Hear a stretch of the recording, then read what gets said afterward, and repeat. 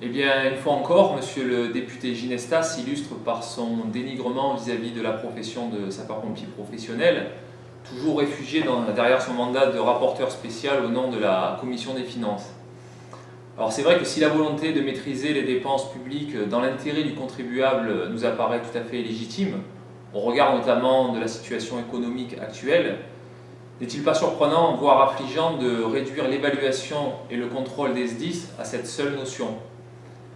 Le rapport présenté par monsieur le député Ginesta est plus que contestable par ses propositions et totalement décalé par rapport aux réalités de notre profession. À en croire les propos exprimés, les sapeurs-pompiers professionnels seraient seuls responsables de l'augmentation des dépenses des SDIS, s'agissant plus particulièrement de l'augmentation des effectifs, des coûts engendrés par la formation, de l'évolution des budgets consacrés au matériel et bien sûr à l'organisation de notre temps de travail. Concernant l'évolution des effectifs, ne faut-il pas y voir un lien avec les difficultés croissantes que rencontrent nos collègues sapeurs-pompiers volontaires en matière de disponibilité? Les nouvelles technologies aussi, l'augmentation de la population dans les villes augmentent la diversité et la complexité des interventions, ce qui nous oblige à nous adapter face à des nouveaux risques afin de répondre au mieux aux demandes de secours.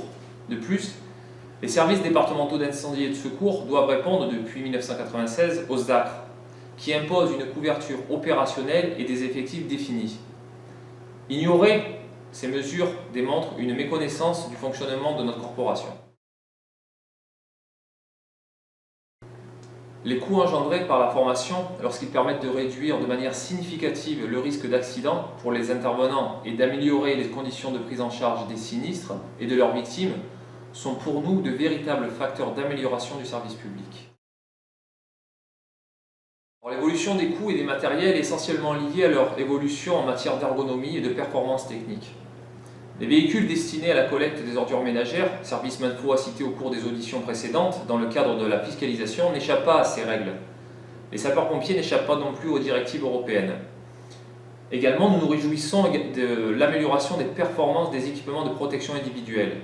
Est-il utile de rappeler à M. Ginesta que le métier de sapeur-pompier est reconnu par la loi, certes bien symboliquement comme étant dangereux, et que chaque année les sapeurs-pompiers en payent le prix fort. Alors s'agissant de l'éternelle déclaration qui consiste à laisser croire à nos concitoyens que les sapeurs-pompiers professionnels, fonctionnaires territoriaux à part entière en garde opérationnelle 24 heures sur 24, travailleraient moins que les autres fonctionnaires territoriaux, est de nature à donner raison à toutes ceux et celles qui voient dans ces propos l'expression d'une flagrante malhonnêteté intellectuelle. Les sapeurs-pompiers du Var, à la grande majorité, travaillent 2280 heures par an. Le temps de travail est normalement de 1607 heures. Ils offrent ainsi gratuitement à la collectivité 680 heures par an, soit pour 40 ans de service, 15 ans de bons et loyaux services. Il est tout de même regrettable que M. Ginesta, en tant que député, ne démontre pas la même motivation pour faire appliquer la directive imposée par l'Union européenne concernant notre temps de travail.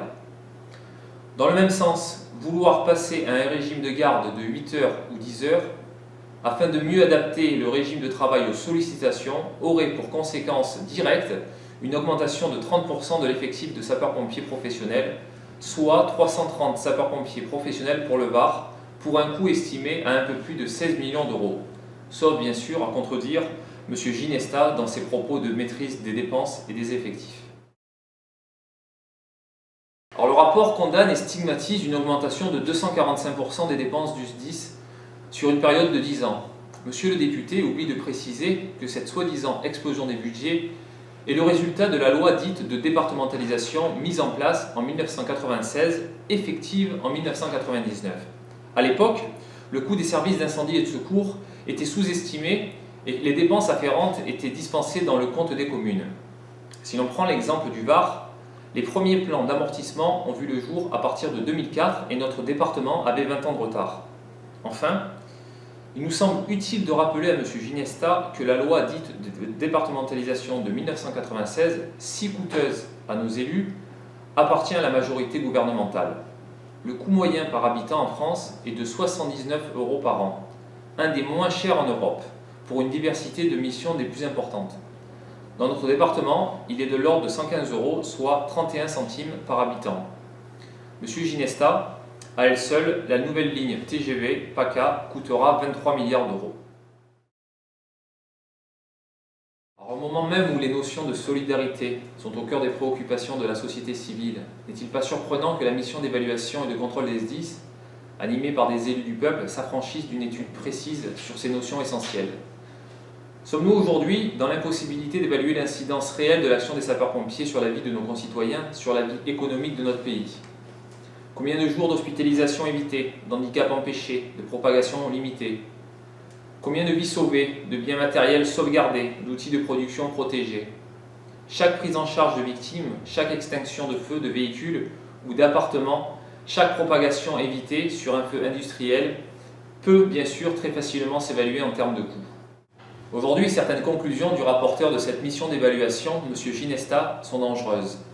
Elles peuvent conduire à une diminution programmée du niveau de protection de la population française.